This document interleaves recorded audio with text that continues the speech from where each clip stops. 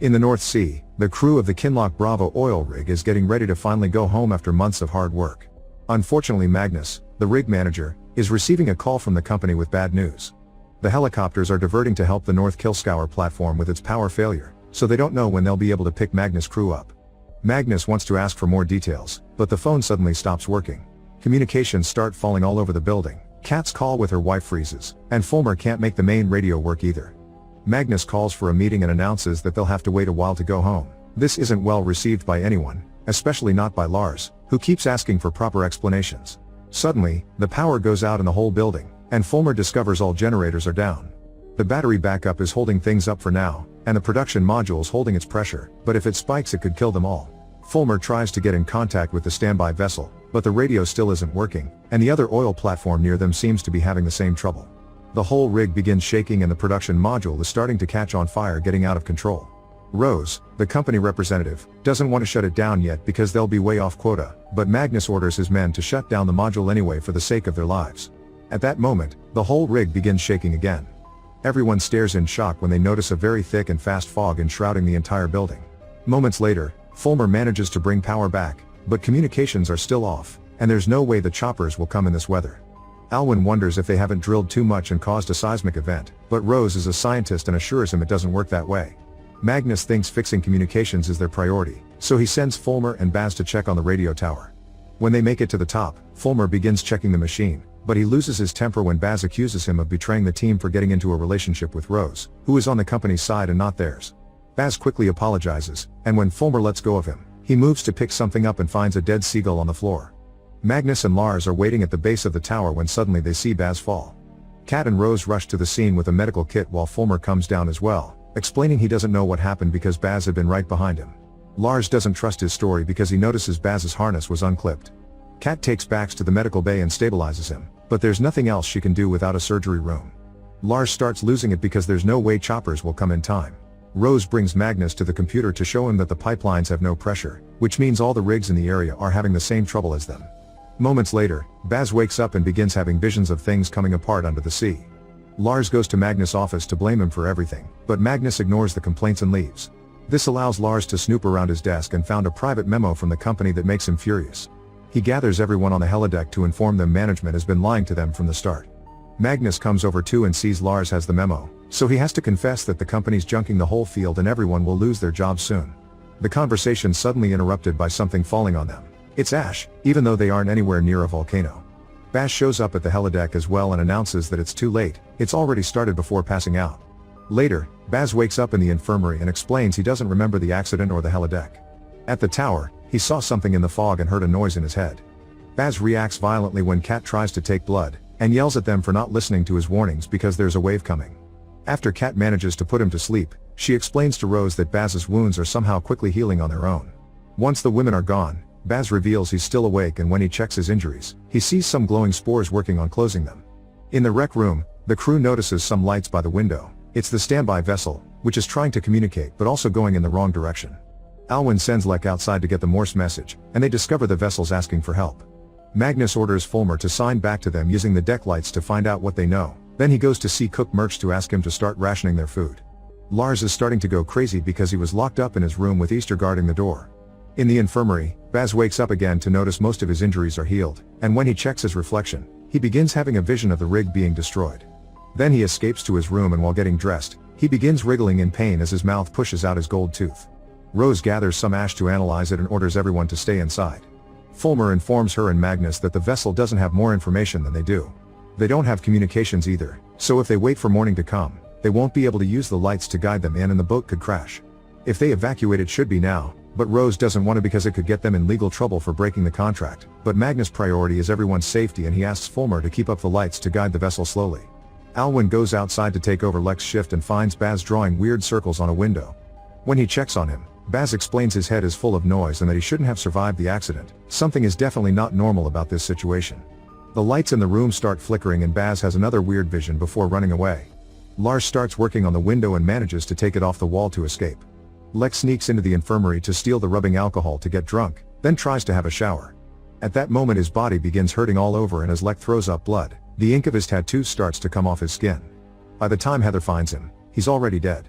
When Kat comes to check on him, She can't tell what killed him, but when Dunlin shows up with Baz's tooth, she's sure there's something pushing inorganic material out of their bodies. In the control room, Fulmer notices a light on the bridge that doesn't come from the vessel. He and Alwyn go outside to check it out, but Lars sees them and turns off his flashlight before they can catch him. He sneaks back inside the building through the door they used and locks it, bumping into Heather on the way. Fulmer and Alwyn check the rowboats in case anyone is trying to escape, and Fulmer accidentally wounds his hand. At that moment, the ash mysteriously stops falling. Lars goes to the control room and starts signaling SOS with the lights, causing the vessel to come at full speed. Alwyn and Fulmer see the message and try to get back inside, but the door's locked, so Alwyn goes looking for another entrance while Fulmer keeps on shouting. Heather hears him and brings Magnus to help her open the door.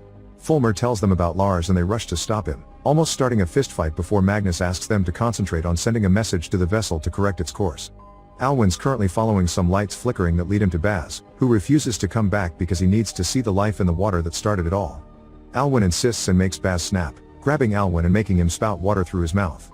Dunlin arrives to warn them about an incoming wave caused by the boat changing course, so Baz drops Alwyn and runs away. Dunlin drags Alwyn's body away from the water and Magnus comes to help with CPR, but it's too late. When Kat arrives, she confirms Alwyn somehow drowned. Rose continues to study the ash, and when she drops a bit of blood on it, she confirms there are living organisms in it. She goes to see Magnus, who informs her the vessel left to help another rig first. Rose brings him and Kat to her office to explain the ash as some kind of parasitic spore that is looking for hosts, and it repairs their wounds quickly because it wants a healthy body. They have to avoid long exposure to the ash and keep an eye on people with open wounds. Magnus authorizes Rose to take blood samples from the whole crew to compare them to what they have from Baz. In the mess hall, Heather notices the fog is finally going away and the neighboring rig has completely been destroyed. Fulmer finds Baz looking at Rose's research and tries to offer help, but Baz refuses because the light needs him. Rose arrives too and sees Baz has taken his own blood sample, so when she asks for his cooperation, he runs away. When Magnus hears about what happened, he sends Kat to check on everyone that has injuries since they can't do the testing anymore. After isolating Fulmer, Magnus calls for another meeting. Now the fog and ash are gone, he wants half the team to disinfect the rig thoroughly, and the other half must find Baz. Rose continues investigating and discovers the spores have been seen before fossilized in layers of earth.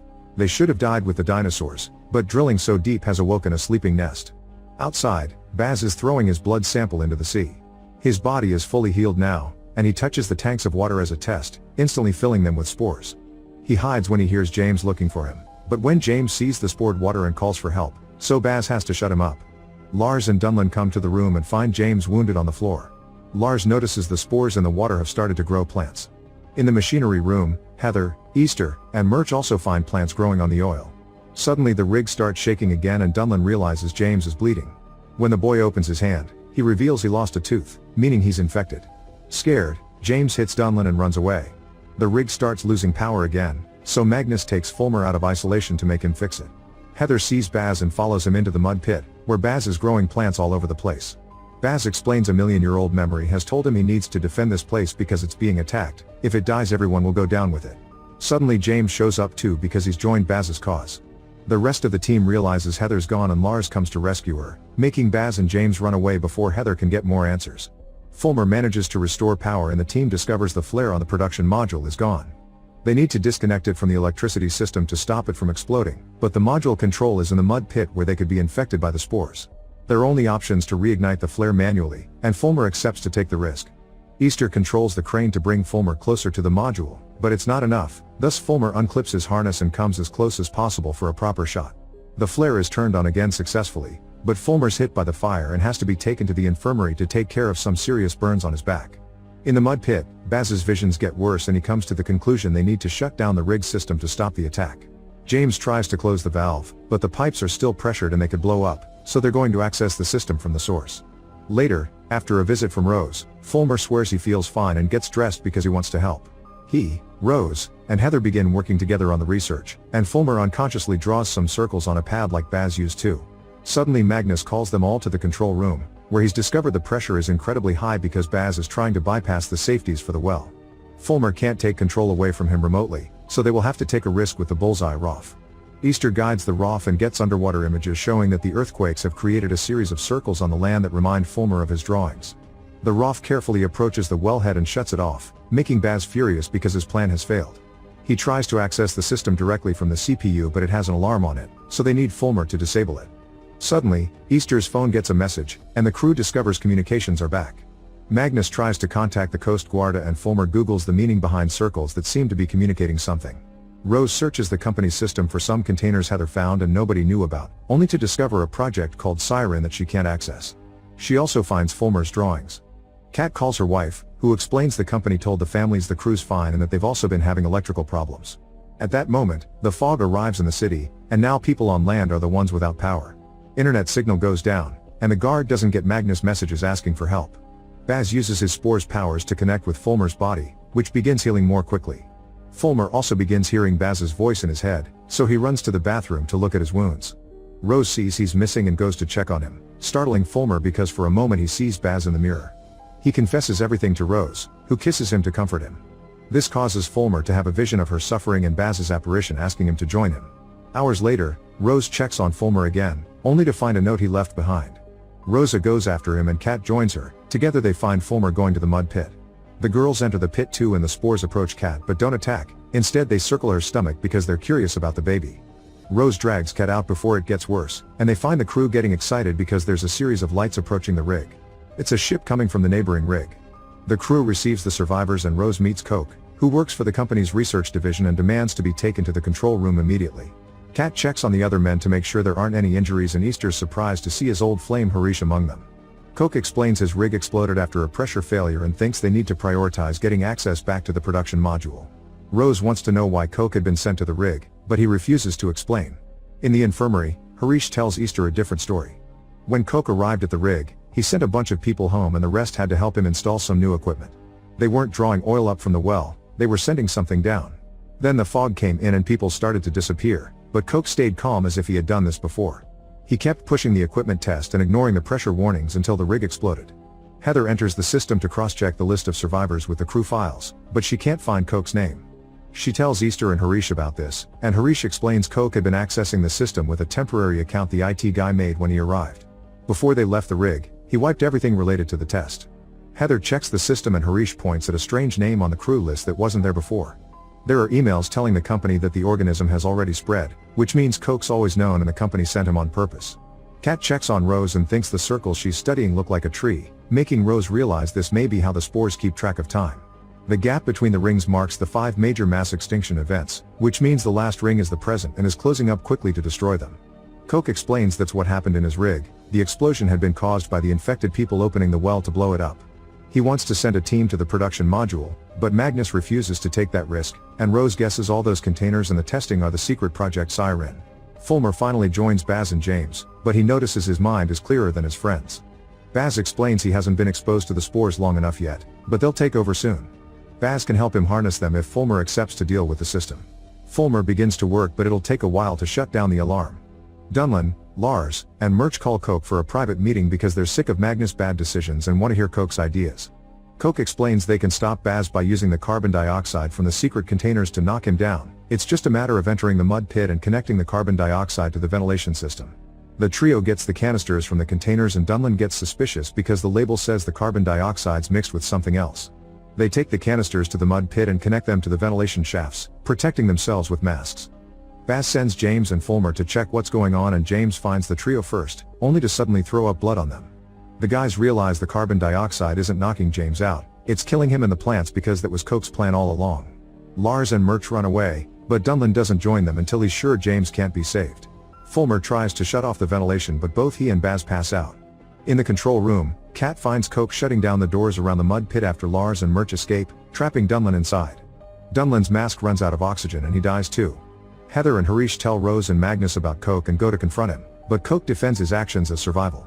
Magnus opens the doors but he can't get access to the ventilation pits, so Rose goes down there and takes a mask from Lars to enter the mud pit. She shuts down the ventilation manually and then checks on Fulmer, who doesn't wake up when Rose shares the mask. However, when she accidentally touches the plants, the spores react and bring Fulmer back to consciousness. They escape the pit together while Baz also wakes up and the last ring closes underwater. Magnus meets with Harish to hear the real story. Coke pushed the testing to the limit because he wanted to destroy the spore. Losing the rig was just collateral damage to survive. The vessel came to rescue them but it crashed, so they wiped the system and got away on a small lifeboat, meaning they left people behind to die. Afterward, Magnus interrogates Coke, who explains this has all been company policy. They don't want to lose their precious oil reserves, they just want to keep drilling without interruptions, thus Coke was sent to exterminate the spore. If they don't stop it now, it'll spread all over the world. In order to survive, they need to kill every infected person. Magnus discusses their options with Rose, who thinks killing the infected ones won't do anything, so she'll work with Fulmer to find an alternative. Perhaps Fulmer can communicate with the spore like Baz does and explain they could cooperate instead of attacking each other. In the pit, Baz senses the spore is shutting him out, and another earthquake hits the rig. Fulmer uses a little plant to connect to Baz and sees the spores are trying to trigger the next great slide to wipe the ocean clean. Rose points out that the spore's a living network threaded throughout the sea floor all over the world, so attacking it here will barely hurt it. She thinks they should talk to Baz and make it stop the spore through his bond. Magnus would rather team up with Coke to stop it, but the others support Rose's theory and Magnus gives them permission to try. Magnus, Rose, and Fulmer enter the pit, where Magnus keeps having visions of his dead son. They find Baz crying in a cloud of spore, saying it's too late and that he failed. Coke looks for Harish, explaining there are choppers already coming and that he'll bring Harish and his boyfriend if he helps him finish his mission. Harish suspects Coke wants to make the rig explode to cover it all up, and he secretly activates the microphones before making Coke admit everything for everyone to hear through the speakers. The earthquakes begin getting worse and the whole building begins breaking. Coke hits Harish to get him out of the way and start the explosion countdown. That's the moment when the choppers finally make contact with them. Coke runs away to the helideck to escape alone, and Kat and Heather go after him while Easter helps Harish stop the imminent explosion. At the helideck, Coke finds Lars waiting for him with the intention to kill him for revenge, but the girls arrive just in time to stop him. Harish shows up to announce he stopped the explosion, so now everyone needs to get ready to evacuate, and Lars punches Coke before joining the crew. In the pit, Rose notices the spore behaving differently, so she touches it. She manages to communicate with the spore, but before she can ask it to cooperate with humanity, the rig is hit by the worst earthquake yet and the guys drag her out. Baz decides to stay behind to prove to the spore that humans are capable of giving too. Magnus, Rose, and Fulmer catch the last helicopter, and they fly away right before a tsunami hits the rig, bringing it down at the same time Baz becomes one with the spore. Kat notices that tsunami will hit the beach and wants to warn the citizens, but the pilots push her away as Coke explains they aren't going home. At that moment, the tsunami hits the city and kills Kat's wife.